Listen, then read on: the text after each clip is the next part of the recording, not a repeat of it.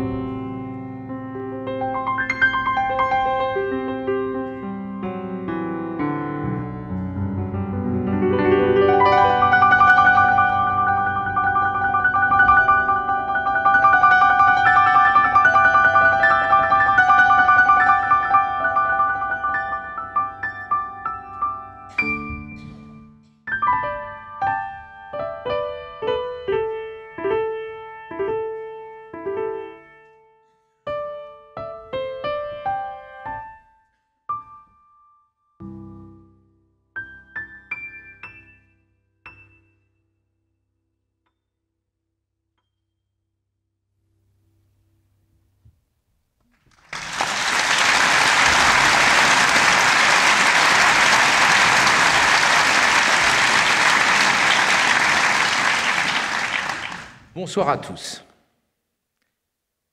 Je joue de la musique, vous écoutez, il se passe quelque chose. Mais il se passe quoi? Pas facile de répondre à cette question. La musique semble avoir d'immenses pouvoirs. Elle nous offre des sensations, des émotions. Elle nous emmène dans un monde différent. On en a besoin, on la réclame. On n'imagine pas un monde sans musique. Mais d'où vient son pouvoir? Pour les autres arts, la plupart du temps, la réponse semble plus évidente, puisqu'ils commentent en quelque sorte le monde visible. Un film, un roman, une pièce de théâtre, un poème à sa manière. Tout cela nous dit quelque chose de notre monde, de notre existence, des rapports que nous entretenons les uns avec les autres. La peinture, la sculpture, mais la musique, on ne peut pas l'attraper, elle ne représente rien, et pourtant, elle nous touche au plus profond. Quels sont les pouvoirs de la musique? Ça paraît bête, mais cette question, je me la suis posée il y a très peu de temps. Je veux dire, bien sûr, une vie de musicien, mais c'est il y a peu de temps que je me suis dit, mais comment ça marche au fond? Parce que quand on est musicien, on fait attention à des tas de choses. La préparation du piano, la technique, la sonorité, l'harmonie, la mélodie, le rythme, oui.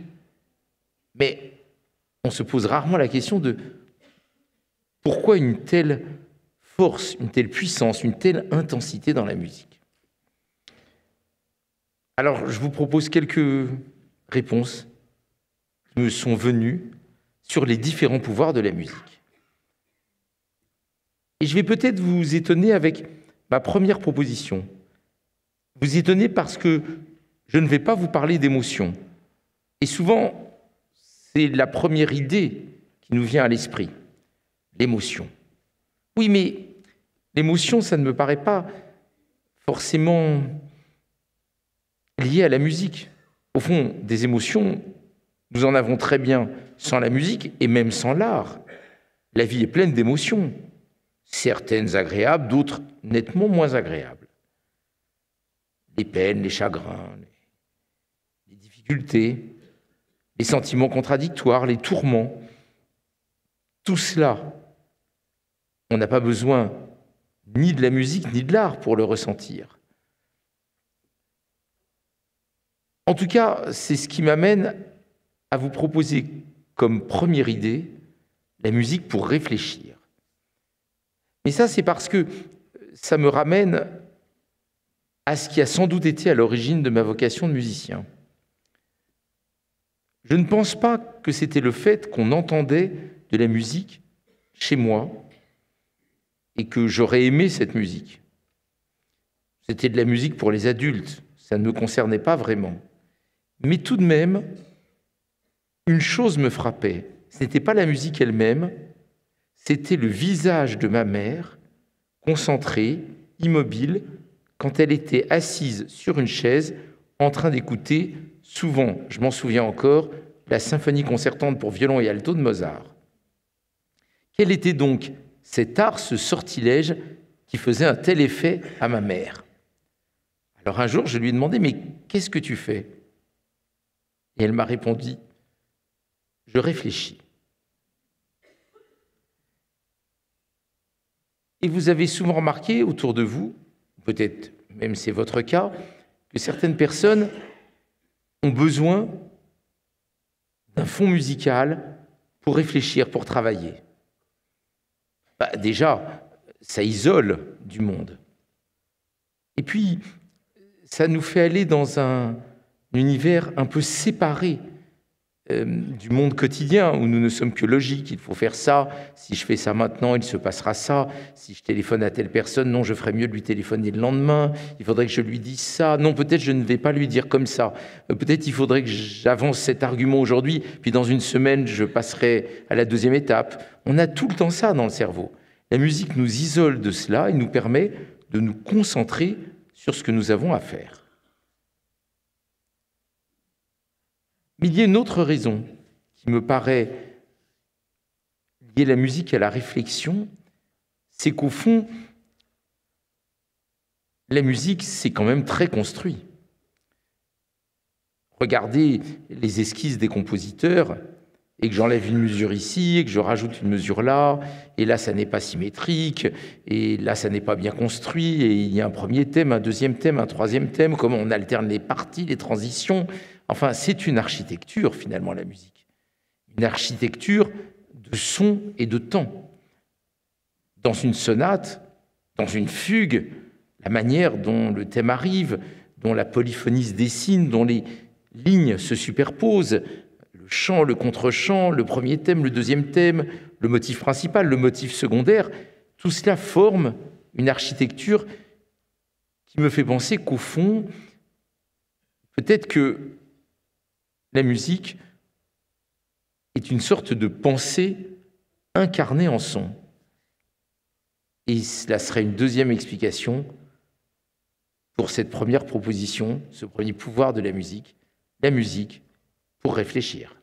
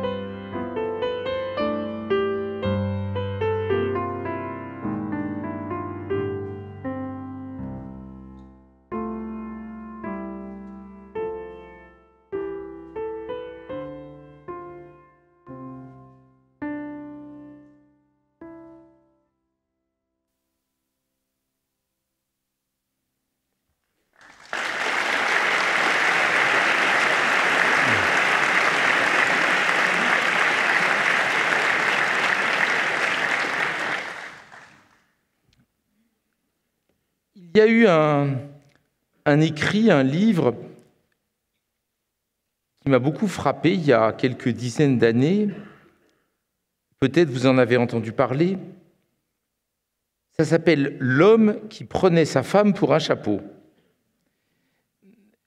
C'est un psychiatre qui raconte qu'il a eu à traiter d'un chanteur atteint de quelque chose voisin de la maladie d'Alzheimer, mais il avait remarqué que si les mots et la mémoire immédiate étaient de plus en plus problématiques pour ce chanteur, ce n'était pas le cas de la musique.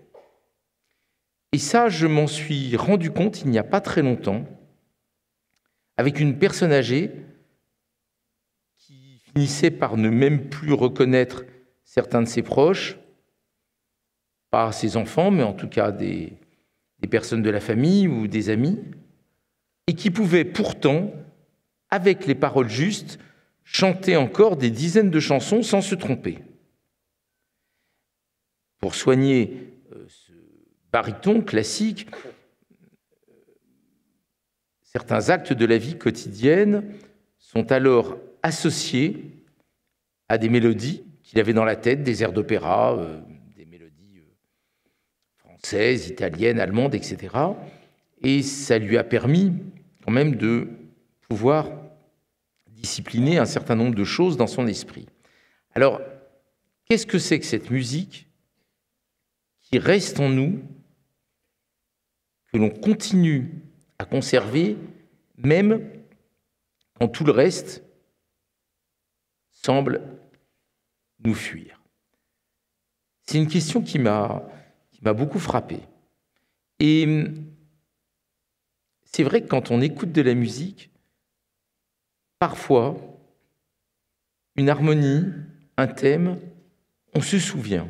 C'est très important, ce mécanisme du souvenir dans la musique, parce qu'au fond, comme la musique n'exprime rien de particulier, je ne parle pas de musique avec des paroles, d'opéra. Bon, là, bien sûr, il y a le théâtre, il y a les paroles, mais la musique elle-même, la mélodie, le rythme, en soi, ça ne nous dit rien de particulier.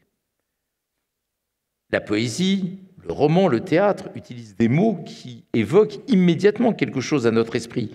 Si je vous dis rhinocéros, gaufre liégeoise, chocolat chaud, tout de suite, vous avez une image. Tandis que la musique, au mieux, elle va vous rappeler quelque chose. Et souvent, quand on joue quelque chose, quelqu'un vient nous dire « Ah, mais là, votre mélodie, ça m'a fait penser à ça. » Ou est-ce que ça ne ressemblait pas à cela? Et d'ailleurs, c'est comme ça que se construit un morceau de musique. Dans la forme la plus simple, celle de la chanson, il y a bien le refrain, puis le couplet, et quand revient le refrain, on se rappelle qu'on vient de l'entendre. Et à chaque fois que le refrain revient, on se rappelle de mieux en mieux. Dans les formes plus savantes, c'est plus complexe, mais c'est toujours une question de souvenir. La musique pour se souvenir. D'ailleurs, plusieurs écrivains ont mis la musique comme l'un des chemins principaux pour se souvenir, pour se remémorer. Si l'on suit un certain nombre d'auteurs, dont Proust bien sûr, il y aurait 3 voies royales pour se souvenir. Le parfum, donc l'odorat, le goût, c'est la fameuse histoire de la Madeleine, et enfin, la musique.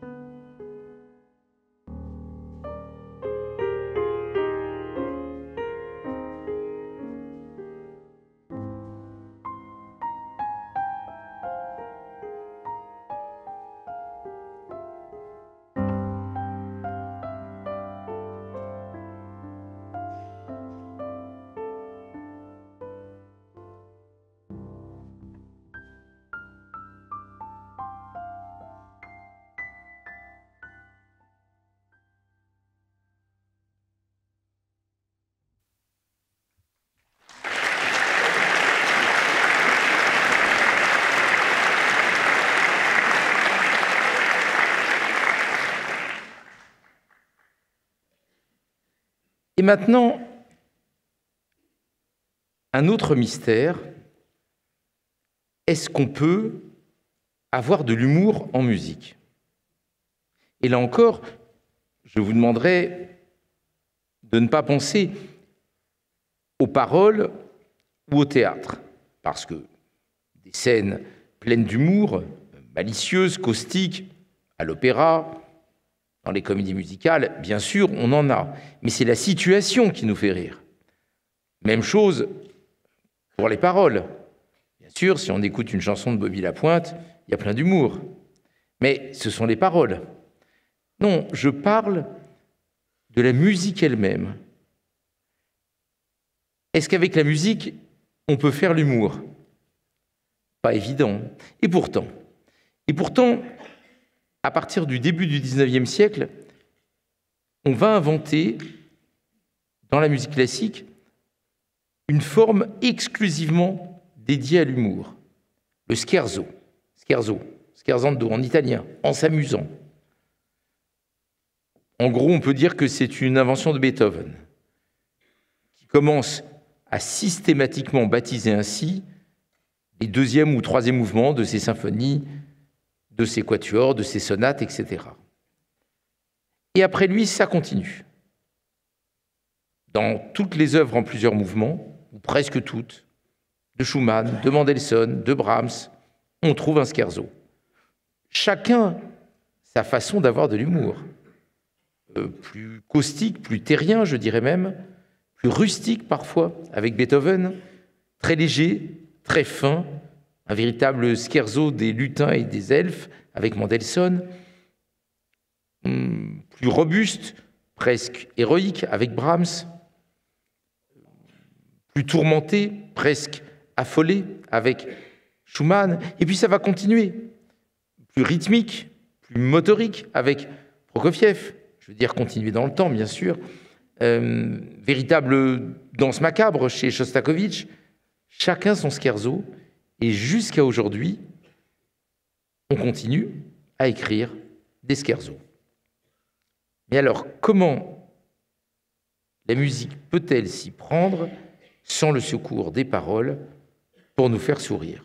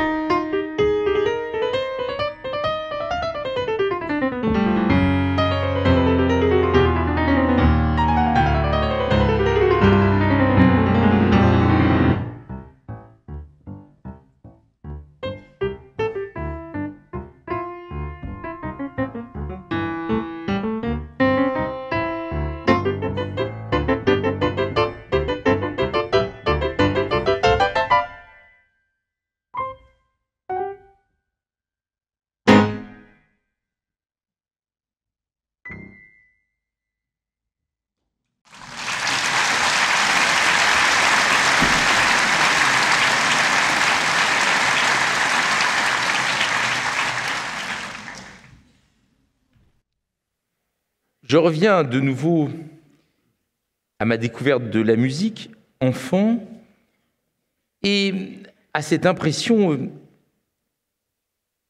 particulière que, du moment que j'avais devant moi un clavier, rien de véritablement grave ne pouvait m'arriver.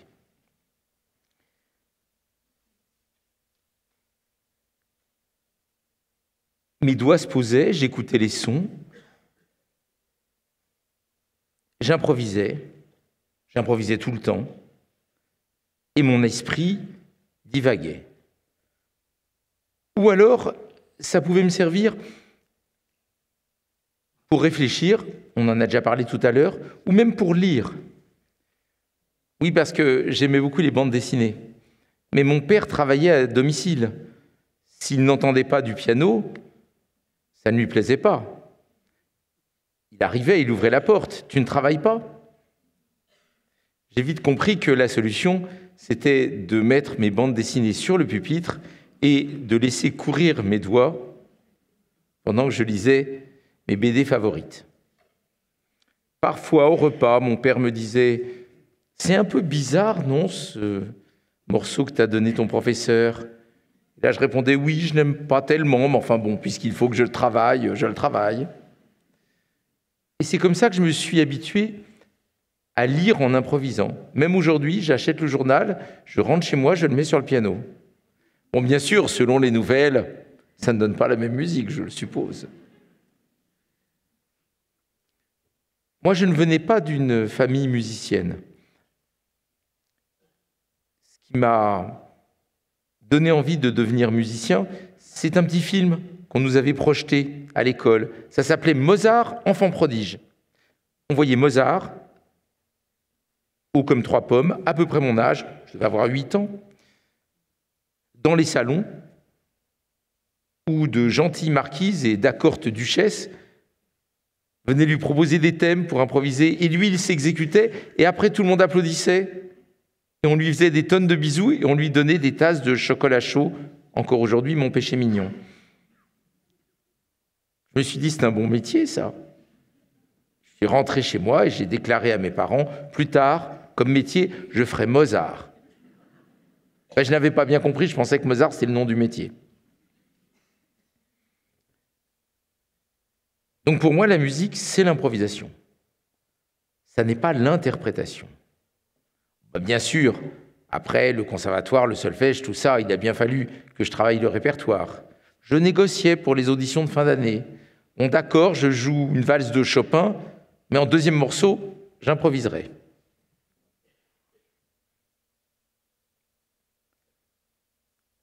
Alors cette improvisation que j'aime tant et qui a longtemps été au cœur de la musique classique, c'était comme ça que les grands compositeurs se faisaient connaître.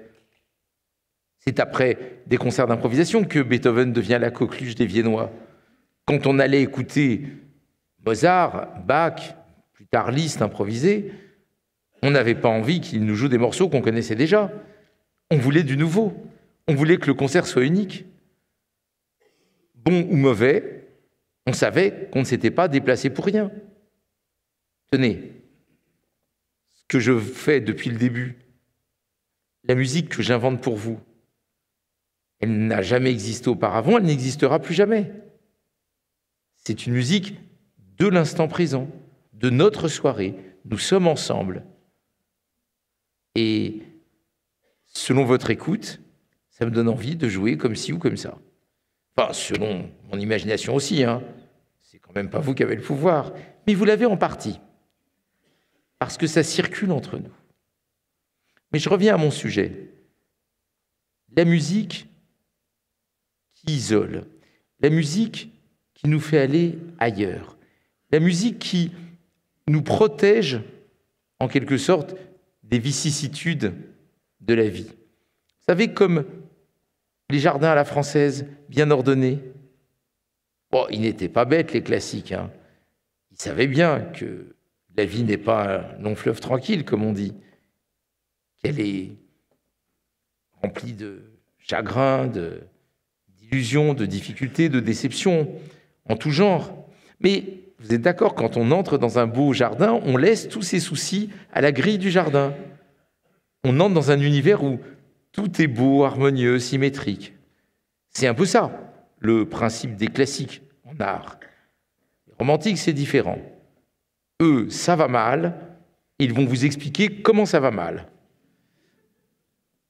Alors que les classiques, non. Et moi, j'ai toujours un peu cette impression avec la musique. Même quand elle est triste ou passionnée, elle nous isole, elle nous emmène ailleurs. Elle nous fait rêver.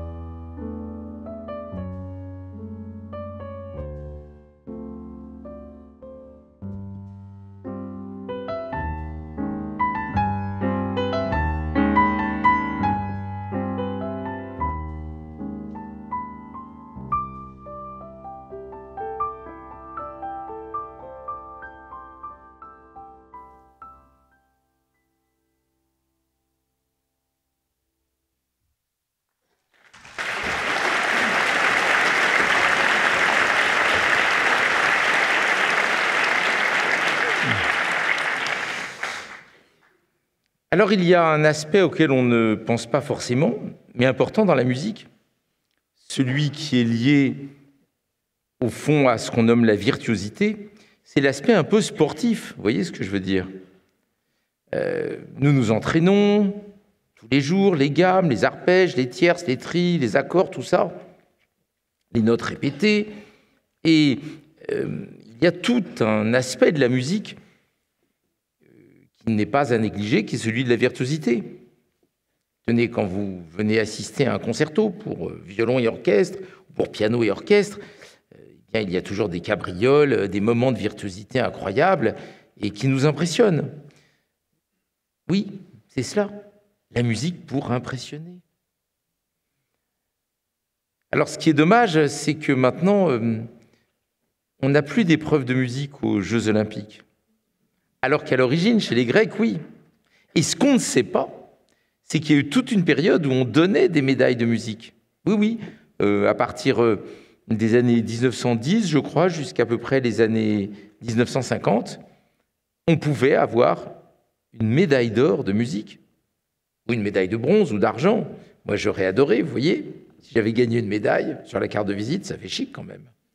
Alors, il n'y avait pas que la musique, hein, il y avait 5 arts qui étaient représentés. La littérature, l'architecture, la peinture, la sculpture. Non, je me trompe parce que je sais qu'il y a aussi la littérature, et je sais que ça fait 5 puisque Coubertin appelait ça le pentathlon des muses. Donc on pouvait avoir des médailles, mais je pense que j'en ai dit une de trop.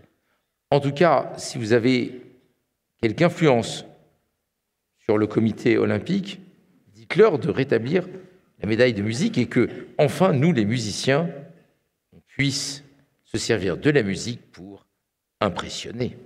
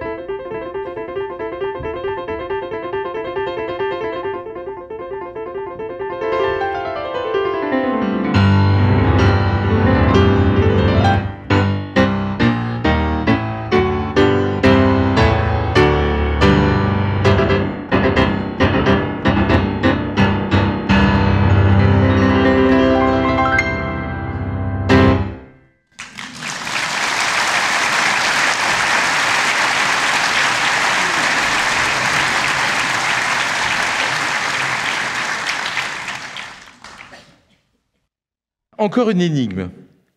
Pourquoi est-ce que nous aimons, parfois, souvent, écouter de la musique un peu mélancolique, voire triste?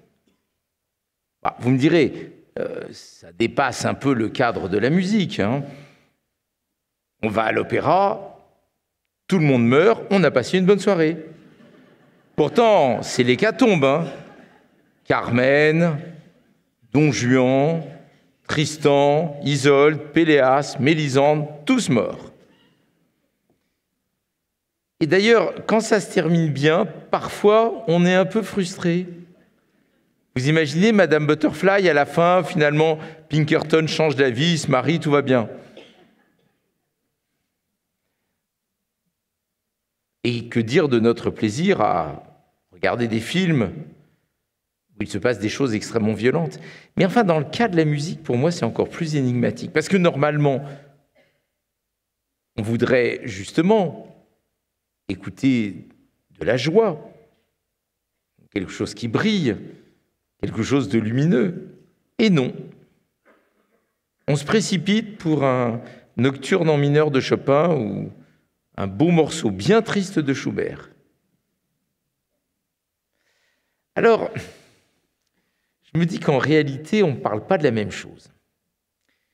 La tristesse dans l'art, ce n'est pas la même chose que la tristesse dans la vie. La tristesse dans la vie, elle nous afflige.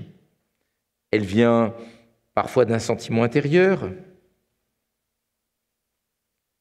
On ne sait plus vers où aller dans la vie. On perd un certain ressort. On perd l'estime de soi. Quelqu'un qu'on aimait n'est plus de ce monde. Une contrariété. Un sentiment qui n'est pas partagé. Ça arrive parfois. Dans l'art, il ne s'agit pas de la même chose. Il s'agit de nostalgie, de tristesse, mais représentée. Même si un tableau représente la mort, ce n'est pas réellement la mort d'un proche. Une belle mélancolie en musique, ce n'est pas la même chose qu'un sentiment intérieur de dépression. En art, tout est différent. D'abord parce que c'est dans ce monde imaginaire, ce monde des formes, des sons. Ensuite parce que ça ne concerne pas notre vie proprement dit, ou une autre partie de notre vie. Et puis surtout parce que c'est beau, et ça change tout. Dans la vie, quelqu'un reçoit un coup de couteau, il meurt. À l'opéra, quelqu'un reçoit un coup de couteau, il chante. C'est très différent. Non, franchement, d'une certaine manière, on ne devrait pas parler de musique triste. Il n'y a pas de musique triste. Il n'y a que de la musique qui console.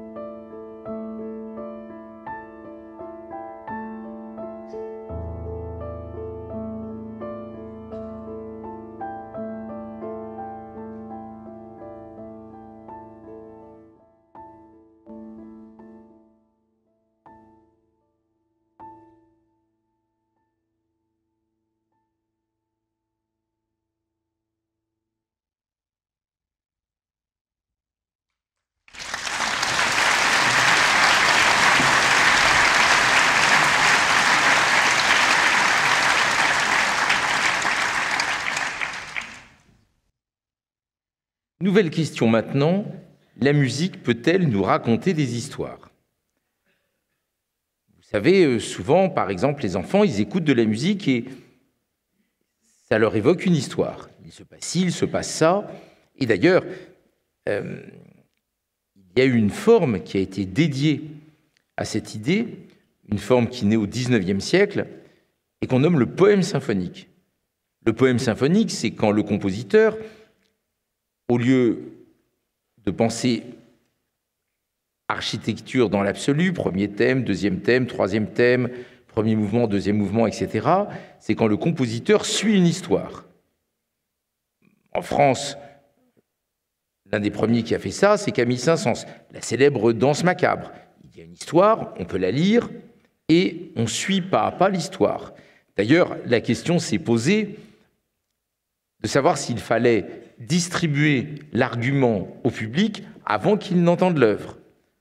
Certains compositeurs ont demandé à ce que le public ait dans la main l'histoire qu'ils allaient entendre en musique, d'autres ont préféré rester plus évasifs. Mais de nombreuses histoires ont été mises en musique symphoniquement. Till Eulenspiegel par Richard Strauss, Prométhée par Liszt, ou la Danse macabre, je viens d'en parler, par Saint-Saëns. Donc, la musique pourrait nous raconter une histoire. Étonnant, non, puisqu'elle ne représente rien. Alors, dans ce genre-là, il y a une chose que moi j'aime énormément faire, c'est mettre en musique des films muets, ce qu'on appelle le ciné-concert. Ça, vraiment, j'adore. D'ailleurs, ici, ça s'y prêterait assez bien. Faudrait juste que le piano aille un peu plus de ce côté-là, vous voyez ce que je veux dire? Là, il y aurait le film, l'écran, et moi, je joue. Comme on a fait jusqu'à cette maudite invention du cinéma parlant, qui a mis au chômage des dizaines de milliers de musiciens. Parce que dans chaque cinéma, il y avait un orchestre. Pas toujours des grands orchestres symphoniques, non, mais au moins une quinzaine de personnes. Alors ça donnait vraiment du travail à tout le monde, ça c'était formidable. Moi j'adore parce que quand je mets en musique un film muet, au bout d'un moment, j'ai l'impression que c'est moi le patron, que c'est moi qui fais courir plus ou moins vite les voleurs et les gendarmes, que c'est moi qui donne des émotions, qui rend amoureux un personnage, ou furieux, ou jaloux. Comme si j'étais un peu le dernier metteur en scène du film. Alors vous allez me dire, oui, mais on suit l'histoire sur l'écran. Donc, plus la question de départ, est-ce que la musique peut nous raconter une histoire? En gros, est-ce que la musique peut être narrative? Alors, ce que je peux vous proposer comme expérience maintenant, ça serait un mini ciné-concert, mais sans ciné. Ou plutôt, le cinéma, ça sera dans votre tête. On dit que la plus précieuse de nos facultés, c'est l'imagination. Alors, je joue, vous imaginez, on en parlera à la sortie, d'accord ?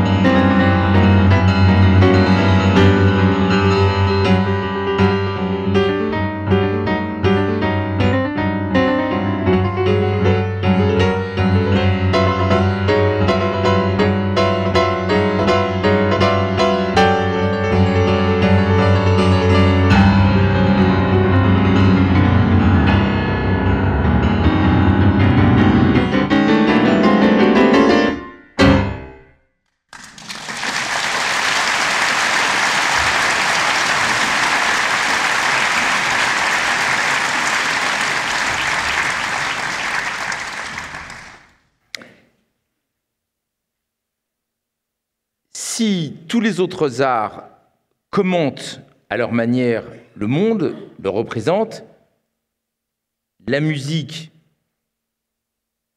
qui n'est faite que de sons, de réminiscences, de construction, d'abstraction, est-elle moins puissante que les autres arts ou au contraire, grâce à cela, plus puissante? Est-ce qu'elle pourrait aller jusqu'à nous révéler quelque chose de plus profond? Je veux dire que les paroles peuvent dire « je t'aime, je ne pense qu'à toi, ne me quitte pas », mais elles sont impuissantes à restituer le mouvement intérieur, justement, l'indicible, la chose qui nous étreint de l'intérieur.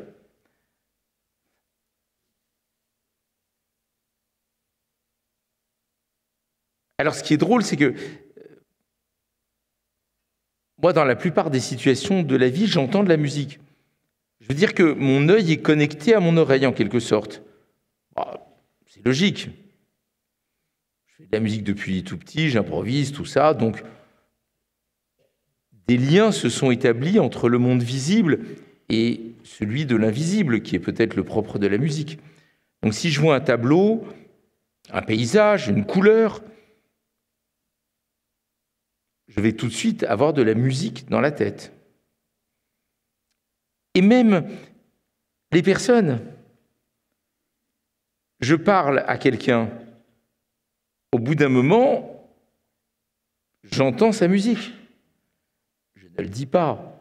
Je ne dis pas « Madame, vous êtes en la bémol majeur. Oh, monsieur, vous avez des chromatiques dans les basses. » Mais pourtant, il me semble qu'au bout d'un moment, on doit pouvoir faire entendre la musique de quelqu'un. En quelque sorte, prendre son âme et la mettre dans mon piano.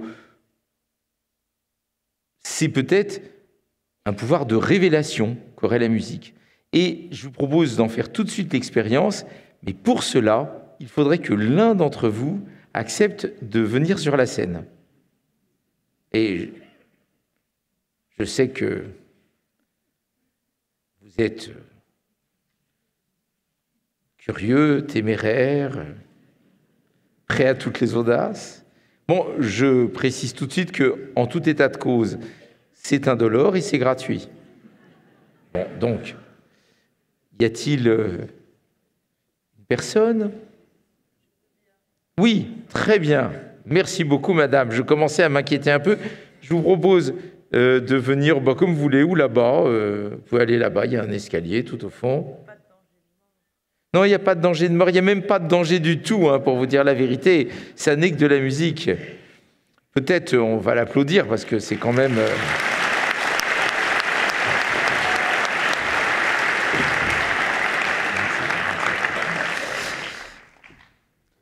Je vous donne même un micro parce que je vous propose quand même qu'on bavarde un petit peu, tous les deux, parce que je ne vous connais pas du tout. Installez-vous, je vous en prie. Oui, vous prenez le micro. Même vous pouvez le mettre devant la bouche, ça marche encore mieux. Ah oui, c'est vrai, oui. Ça marche. Asseyez-vous, je vous en prie. Je vous appelais comment? Caroline. Caroline, ah ça c'est formidable. C'était le nom de ma poupée quand j'étais petit. La première musique que j'ai écrite dans ma vie, c'était une berceuse pour Caroline. Caroline, Line, Caroline... Non mais c'est vrai, hein. La première partition, voilà, si on fouille chez moi, je devais avoir 8 ans et demi. C'était berceuse pour Caroline. Enfin bon, bref. Et vous êtes liégeoise? Oui. Ah, très bien, très bien. Et quelle est votre occupation? Alors, occupation, ça veut dire quel est mon métier, ou quel est mon hobby, ou quel est mon quotidien? Occupation, eh bien, tout ce que vous voulez. On peut commencer par le métier, mais c'est tout ce que vous... Comme vous voulez. Je suis prof de théâtre. Oui. C'est mon métier. Et puis j'aime bien la musique, c'est un hobby aussi. J'ai remarqué d'ailleurs que vous étiez venu avec un naturel confondant, que vous n'aviez pas spécialement le trac. Donc ça, c'est peut-être l'habitude du théâtre. Peut-être. Et puis j'ai eu beaucoup d'empathie pour vous. Je me suis dit, personne va venir. Le pauvre, il va se retrouver tout seul. Il va pas pouvoir faire la conférence. Bien.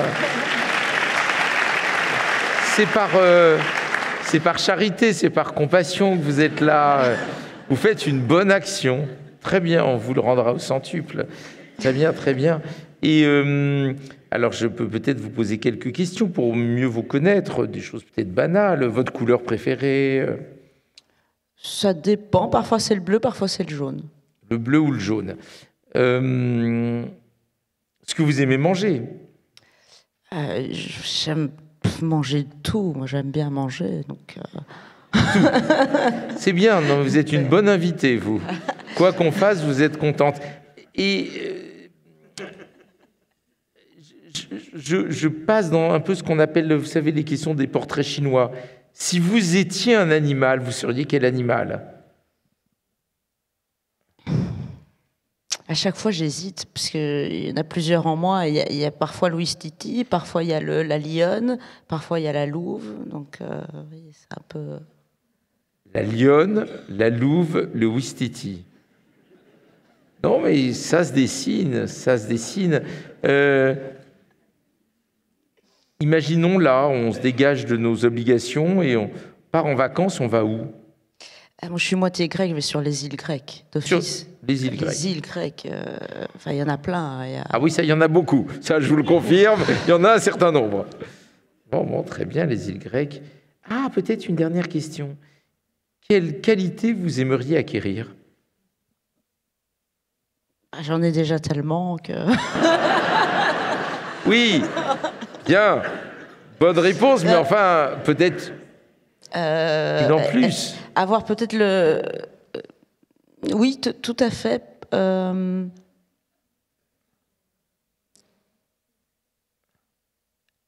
La sagesse. Mais une sagesse au quotidien. Et être, me débarrasser de sentiments comme la haine, la rancœur, et être au-dessus de tout ça, en fait. Au-dessus de la méchanceté, et que ça ne me fasse plus rien. Voilà, ça, ce serait la plus grande qualité qu'il pourrait avoir. Le portrait de Caroline. Je peux descendre Non. Vous restez là, pour poser votre micro, vous restez. Vous posez, je fais votre portrait. Vous m'inspirez. Vous êtes ma muse du moment. Vous n'allez pas redescendre.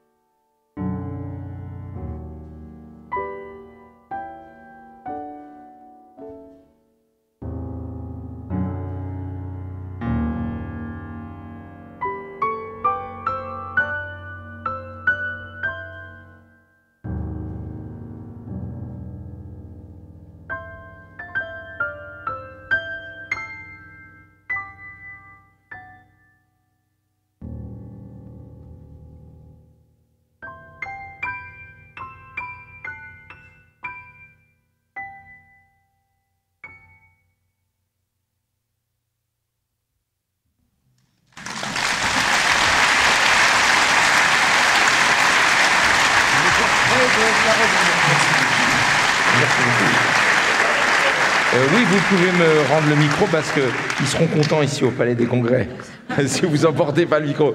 Merci beaucoup de vous être prêté au jeu. Merci beaucoup, Caroline.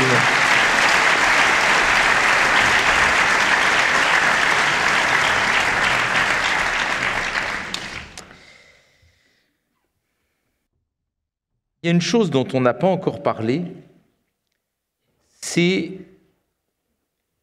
d'un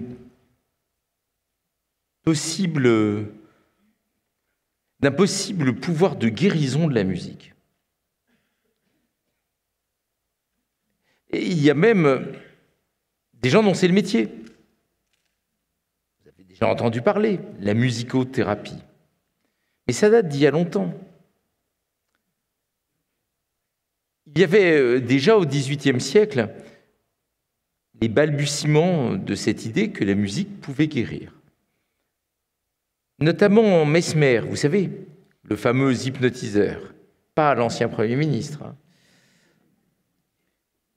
Celui qui fait qu'aujourd'hui encore, aux États-Unis, pour dire le mot hypnotiser quelqu'un, on dit « to mesmerize someone ». Lui avait comme idée que les sons cristallins, harmonieux, diaphanes et dans l'aigu pouvaient guérir ces patients atteints de troubles mentaux.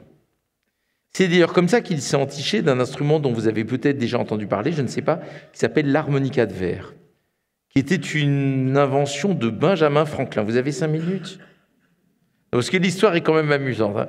C'est Benjamin Franklin, célèbre inventeur du paratonnerre, l'une des personnes qui a écrit la Constitution des États-Unis, qui, lors d'un voyage d'études en Irlande pour étudier les effets de la foudre, est emmené par ses amis, qui en ont assez d'avoir comme compagnon quelqu'un qui travaille 18 heures par jour, est emmené un soir dans un cabaret où un certain Pocriche fait un numéro de verre chantant. Vous savez, on met plus ou moins d'eau dans tout un tas de verres, et après, avec le doigt mouillé, on les fait sonner, comme les verres de cristal chez grand-mère.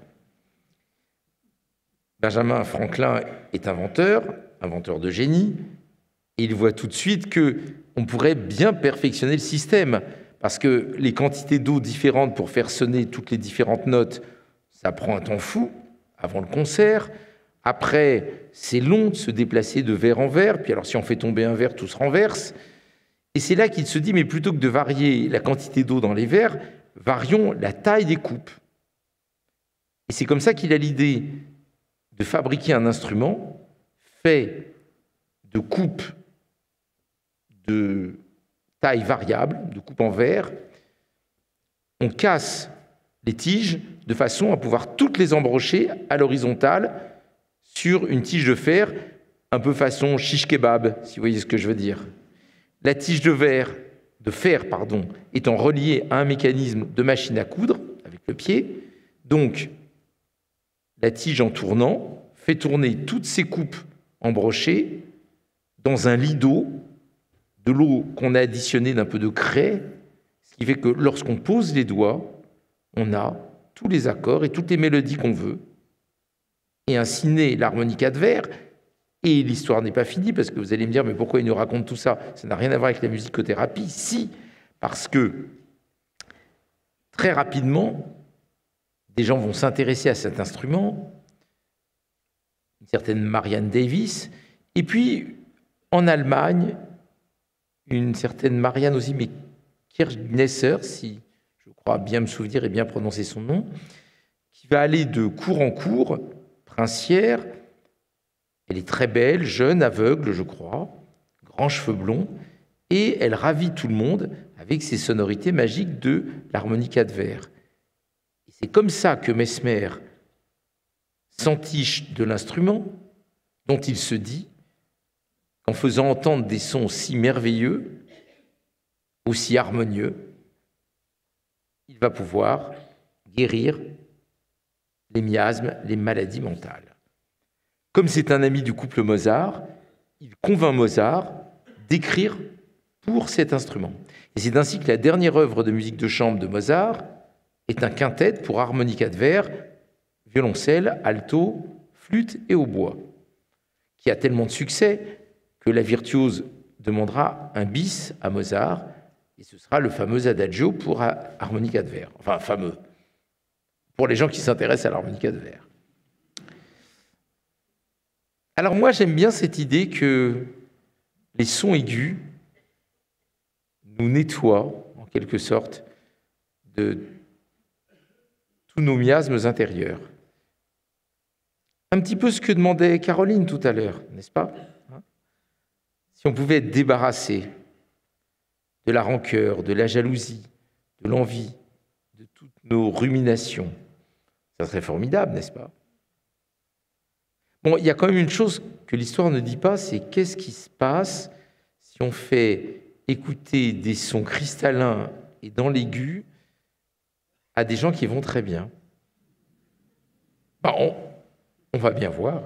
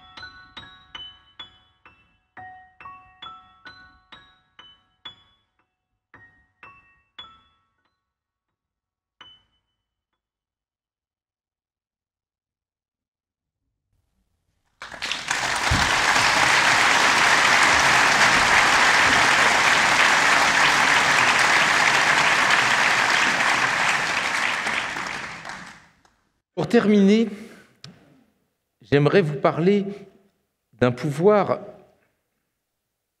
qui est peut-être encore plus étrange que les autres, d'un pouvoir de la musique. La capacité qu'a la musique de nous élever.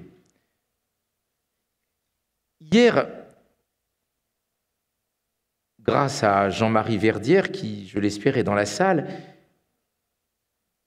et qui connaît si bien tous les secrets, les petites et les grandes histoires de la ville de Liège, j'ai visité pour la première fois la ville et j'ai été frappé, entre autres, par le nombre d'édifices religieux. Et dans la cathédrale, qui a longtemps auparavant été une collégiale, j'ai vu un orgue. Mais je crois que cet orgue ne fonctionne pas. En tout cas, il ne sonnait pas quand j'étais dans la cathédrale. Donc j'ai imaginé la musique de l'orgue dans ma tête. Et tout d'un coup, quelque chose m'a frappé. Toutes ces œuvres, qu'elles soient pour orgue ou pour les instruments, ou ce que l'on entend quand l'on entend dans une église ou une cathédrale un chœur magnifique, ou dans une salle de concert d'ailleurs. La pensée m'en est venue en visitant notamment ces églises collégiales et cathédrales, mais c'est une question générale. La religion n'a pas l'apanage de l'élévation, mais c'est là que je me suis posé la question. Pourquoi et comment la musique peut-elle nous donner parfois ce sentiment d'élévation? C'est une question à laquelle je ne peux pas du tout répondre. C'est un grand mystère pour moi, ça. Mais c'est un fait. Le beau nous transcende. Le beau, et je dirais même le sublime. Et il me semble que la musique, justement parce qu'elle ne représente rien, nous fait entrer encore plus facilement dans ce sentiment de lumière intérieure. Et c'est quelque chose qu'il ne faut pas lâcher dans la vie. Oui. Je repense à la fameuse phrase de Pascal, « L'homme passe infiniment l'homme ».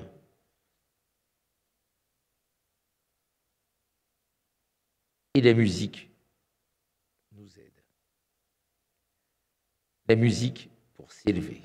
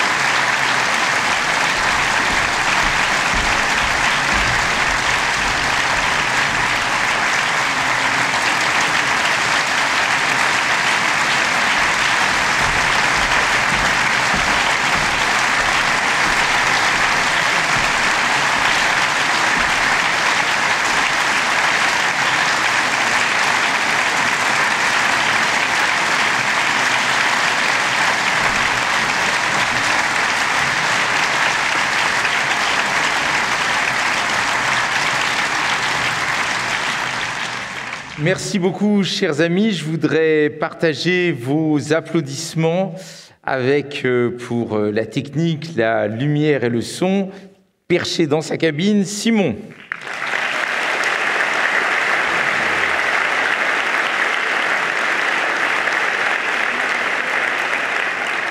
Je voudrais aussi remercier chaleureusement pour la préparation et l'accord du piano, Peter, qui est lui-même un très bon pianiste. Donc merci beaucoup à Peter s'il est dans la salle.